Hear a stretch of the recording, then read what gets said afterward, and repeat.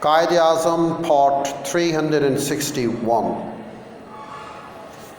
Muslims in India had got habituated for about a millennium to being rulers, certainly in large parts of North India, whereafter they acclimatized their psyche to being subjects of the British. But now, post 1947 in India, they are, at least in theory, only equal citizens, primarily because the Indian Constitution's basic premise is the individual citizens. That is the first building block of our republic. Having adopted that Constitution, we started straight away granting special rights, but this favor was granted selectively. Inevitably, therefore, Muslim citizens of India have also eventually now began demanding a share. This invites a rejoinder, woundingly voiced, almost always tauntingly asking, special rights still? Even after Pakistan? Why? That is why this question of the unfinished agenda of partition keeps resurfacing.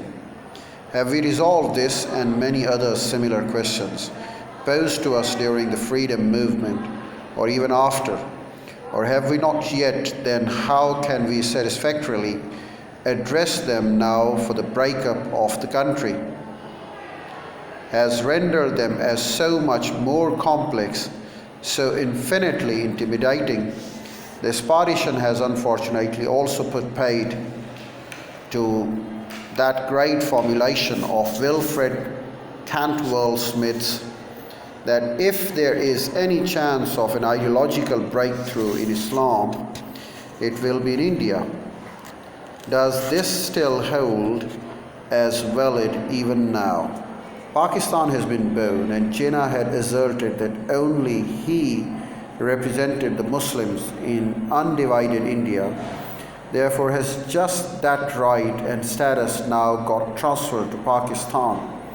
But to whom? Then what of Bangladesh, or where do the Indian Muslim citizens stand? And what are the Muslims in India to do? Lacking both sufficient electoral numbers and a leadership that can lead them out of this morass, they take recourse to soul-sapping shortcuts of benefit seeking. Understandable, yes, but only up to a point. In these seemingly unending electoral auctions of India, even as the current political anomaly in the country spreads wider and our deep distress sinks deeper. I can also read a footnote for you here. Well, Wilfred Cantwell Smith graduated in 1938 with his undergraduate degree at the University of Toronto, studying in Oriental languages. He carried out theological studies in England and working with, among others, the famous Islamicist H.R. Gibbs, 1895-1971, one of the editors of the famous Encyclopedia of Islam, mentioned by Bashiruddin Ahmed, Vice Chancellors of Jamia Milliya Islamia, in the seminar Our Republic Post December 6, a dialogue organized by the author on 6 March 1993. We continue with more footnotes. Lucius Annaeus Seneca was a Roman Stoic philosopher, statesman, dramatist, and tutor and advisor to Emperor Nero. This is what we'll mention in the coming content, and now I get back to the content of the book.